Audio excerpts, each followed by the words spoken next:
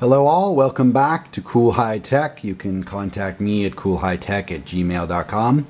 Today I'm going to give you a short review here of the Sony Xperia Z. I know this phone has been on the market already for nearly 6 months, but I still think that there's some people out there who might be interested in buying it. The first thing for the Xperia Z, I will tell you that it's a nice looking phone. As you can see, it's quite thin, very fashionable phone. I'm not that kind of a fashionable guy, but I like it. I think it's big enough for me. My hands are quite big, so the screen is big enough. It's 5-inch. The UI on this phone is quite friendly. I feel that the screen is smooth, so Sony has spent a little bit of extra money to make that smooth screen for you. The thing that I want to talk about, there's a lot of reviews on YouTube that talk about the screen. I know there's one guy who took a hammer to it and cracked it and all of that, but I can tell you that the back glass is Gorilla Glass from Corning, and that is basically the best glass that there is. And why they chose to put it on the back of the phone instead of the front of the phone, this I don't understand. The front of the phone, as I remember, I think it's from a Korean company, and the glass is not as good as quality as the Gorilla Glass, but it's still fairly an okay glass. However, inside this phone does not have a very good structure. Okay, so this is my phone, so I'm not going to do it very much, but you can see that the phone does kind of twist a little bit. So you do have to be careful with it. If you put it in your pocket, you cannot sit on it. And those sorts of things, because I do believe that the screen might be slightly weak. So you do have to be careful with that. But I don't think that the screen is that bad, comparatively speaking to other phones. You know, every mobile phone manufacturer has their own problem. HTC has an overheating problem. Their phones can't take heat, so they have internal structure.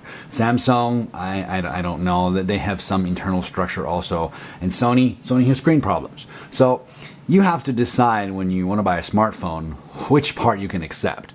Apple also has issues that I've heard, especially their manufacturing quality seems to have gone down over the last few years. But a phone is a phone, and no matter what kind of phone you have, you need to be careful with it.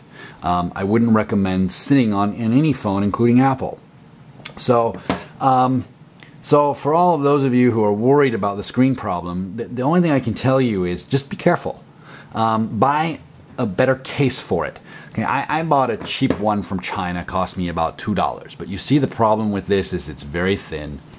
It really doesn't provide a lot of protection if you drop it, other than scratches. But you know, if you drop it from a distance, I don't know if this case would handle it or not. So I'm actually in the market right now, because my phone is only about a week old. Is I'm probably going to buy a tough case. And the tough cases are two pieces, basically, one for the bottom and one for the side, and it does overlap on the top here, so that when if the phone is dropped like this, that perhaps the screen won't break. Okay, so don't be cheap when it comes to buying cases. Buy something strong enough that can really protect your phone. I mean, the ones from China, the case actually isn't bad. You know, overall, I'm satisfied with it. It's good quality, but it's probably not suitable for this particular phone. So I would definitely recommend that you get a better case for it. The stuff that comes with it, you get your standard headphones, you get some earbuds, extra earbuds with it. You get this stupid recharging case, and the reason I call it stupid is because, you know, with any case, if you have a cover for your phone, it's just simply not going to fit in there. So, you know, most people use a case for their phone. So I really don't understand why Sony even bothers to put this kind of thing in there. You know, I would rather they reduce the price, or they give us an additional charger rather than this piece of garbage. You get all your instruction manuals and whatever else Sony puts in the box. And you get a normal charger also, which I don't have. And the reason that I don't have it is because it broke. After 5 days of using this phone, the charger died. And I don't know why. I spent a couple hours yesterday going to one of the service centers here. They gave me a temporary one. But this is something else I need to mention to you guys that maybe nobody else has touched on. Don't use another Android's charger for another Android phone. So if you have an HTC, don't use it with a Sony. If you have a Sony, don't use it with an HTC. And the reason is that most of us don't really pay attention to the voltages and amps and all that kind of stuff, but actually we should. And let me explain to you why. Sony gave me an 850 milliamp charger. This phone actually needs 1,500 milliamps. And why they don't provide the same charger, I don't understand. To them, it's just a matter of the time it takes to charge the battery. Well, that's not necessarily true. You're not going to damage your phone if you use a different milliamp, probably. Okay, but you might damage the charger. And by doing that, you could actually cause the charger to overheat and catch fire.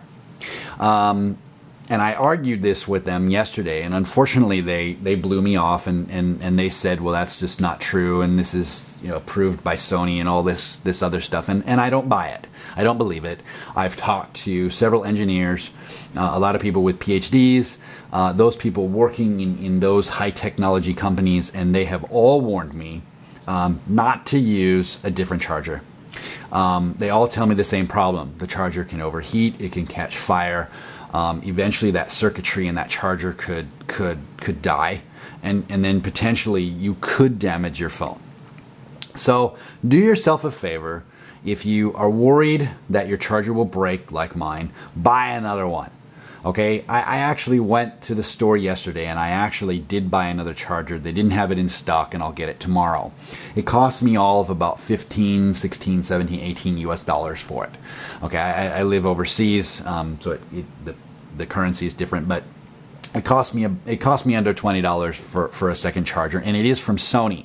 Stay away from eBay manufacturers who are providing those cheap chargers, because they're not certified. Even though they tell you, well, it might be UL or CE or all this stuff, actually we don't know. Those people who claim that they're authorized from Sony or HTC or Samsung, again, we don't know. So I would highly recommend to any of you that, you know, really want another charger or are worried about those sorts of things to really buy the authorized version of it. It's under warranty, so, you know, if it does die in a year's time, they should replace it for you.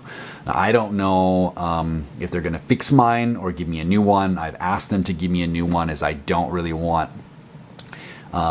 just a fixed charger, because I'm worried that it'll die again. So anyway, I will have two chargers within 2 weeks probably. So anyway, another thing that probably other people might not have told you, when the phone is charging with the AC jack, do not answer your phone. Unplug it and then answer your phone. And there's two reasons for this. The first reason is that, yeah, you could kill the adapter.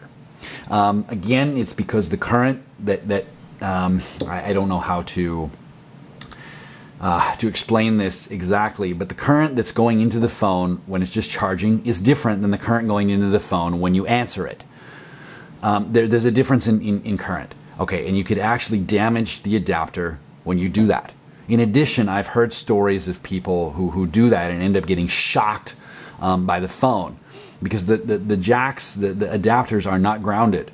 So do yourself a favor. If somebody calls you and you're charging your phone, just unplug it. It saves you, it saves your adapter, and it saves your phone. So anyway, going back to Sony and the review of this phone, don't hesitate to buy it.